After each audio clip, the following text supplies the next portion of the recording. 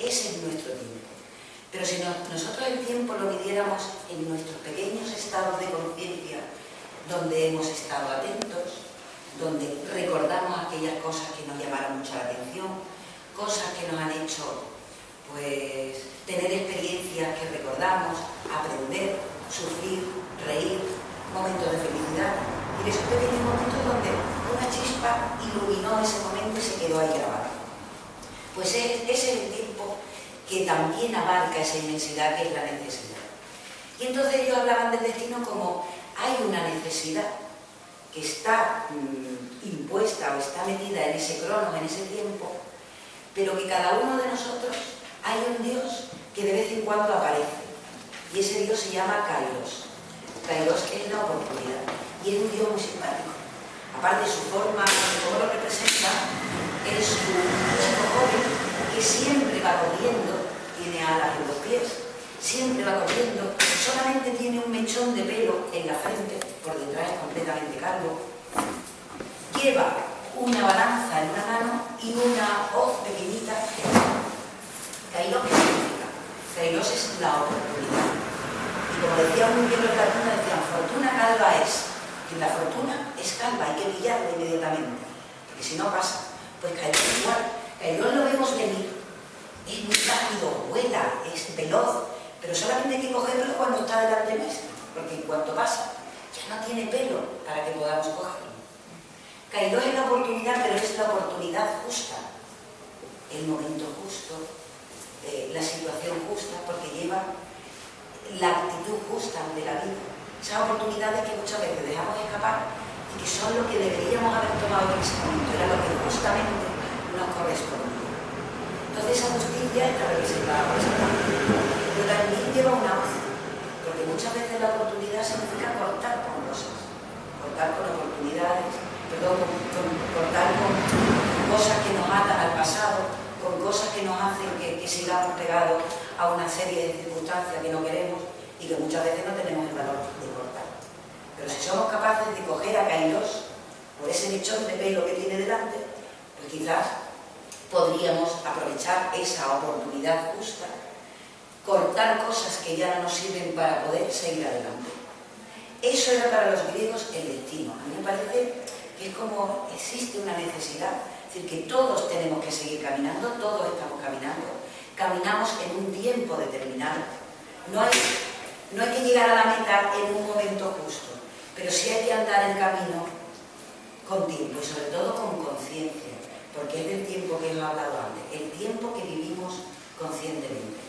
Y sobre todo hay que estar preparados para coger esas oportunidades. Eso es lo que habla la mitología del destino. Pero fijaros qué bonito, a mí muchos de vosotros sabéis que gracias a la influencia de nuestra maestra pues tenemos una gran predilección por la etimología de las palabras. ¿Qué significan las palabras?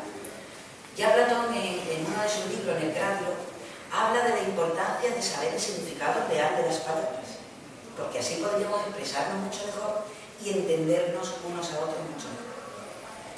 Mirad qué cosa más curiosa y más bella. Destino viene de una palabra latina que es destinare. Destinar es el blanco al cual se tira una flecha. Y no es la flecha que hace el camino, sino el blanco justo al cual se tiene que tirar esa flecha. Con lo cual ya hay una especie de que a ese blanco hay alguien que tira algo, es decir, apuntamos hacia algo, ¿no? Hay un ente detrás de ese verbo destinare que significa que hay alguien con una intención de tirar una flecha o apuntar en esa dirección determinada para dar en ese blanco, que podemos acertar o podemos errar, es decir, podemos darle al blanco si apuntamos bien, o podemos, incluso apuntando bien, pues mira, yo es que soy miope y es que yo no veo, la mayoría de nosotros, en cuanto nos enfrentamos al destino, somos muy miopes. Deberíamos tener unas gafas especiales para poder mirar un poco más allá, o quizás mirar un poco más atrás de las cosas que hicimos. Entonces, esta intención de lanzar esa flecha, esa intención de apuntar a ese blanco, es lo que nos corresponde a cada uno de nosotros. A mí me gusta porque muchas veces nosotros entendemos el destino como un juego, es como un juego sé si tirando los dados voy a acertar, no voy a acertar, y muchas veces vivo una especie de sin vivir.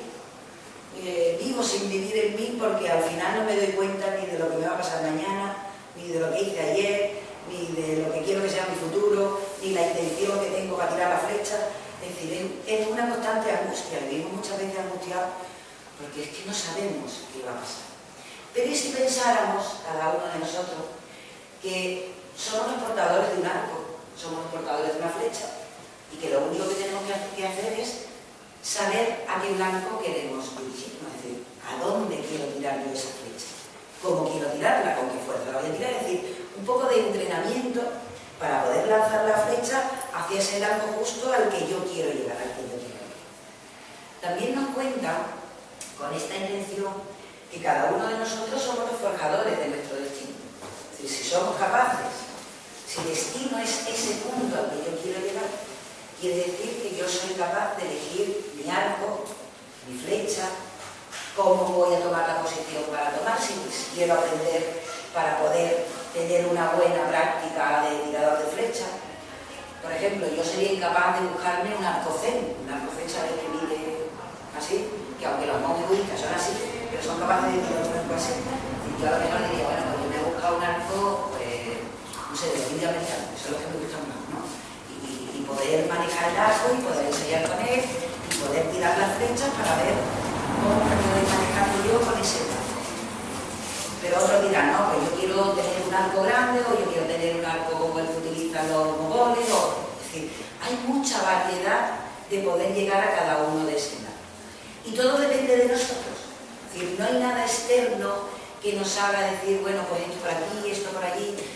Que muchas veces pensamos eso, que son las estrellas las que han marcado nuestro destino, que son las cartas, que muchas veces yo iba a traer un juego de cartas, por si jugábamos las cartas y podíamos averiguar entre nosotros cuál es el destino que nos deparaba para mañana, o jugar al parchís, no sé, hay muchos juegos de azar con los cuales uno puede mirar si funciona o no funciona, si el destino de mañana o el destino de pasado. Pero claro, eso es de flojo, no me digáis que eso no es de perezosos. Es decir, yo prefiero que la vida me vaya sorprendiendo sin yo poner nada de mi parte. La vida a veces te sorprende de manera agradable y hay otras veces que la vida te sorprende de una manera muy desagradable y dolorosa. Nosotros cuando nos enfrentamos al dolor pensamos que, no sé, lo vemos desde ese punto negativo porque el dolor nos hace sufrir y el sufrimiento es una de las cosas del hombre que a lo largo de la historia de la filosofía siempre es otra de las preguntas que nos hemos intentado responder. ¿Es sufrir? Y hubo una persona, un personaje importantísimo para la historia del pensamiento de la humanidad, que fue Siddhartha Gautama, el Buda, que dio la respuesta a por qué sufrimos los seres humanos, por qué existimos. Él decía que el dolor era vehículo de conciencia. Muchas veces cuando nosotros vamos caminando en ese camino, vamos hacia ese blanco, pues nos ocurren cosas con las cuales sufrimos, las cuales nos duelen. Y en vez de hundirnos, si pensáramos que en esa frase, conscientemente, y dijéramos, bueno, el dolor es vehículo de conciencia.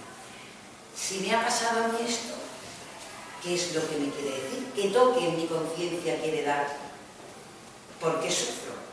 Es decir, el dolor ya no lo veríamos como algo que nos achata, sino que quizás el dolor lo veríamos como algo que nos hace superarnos a nosotros mismos.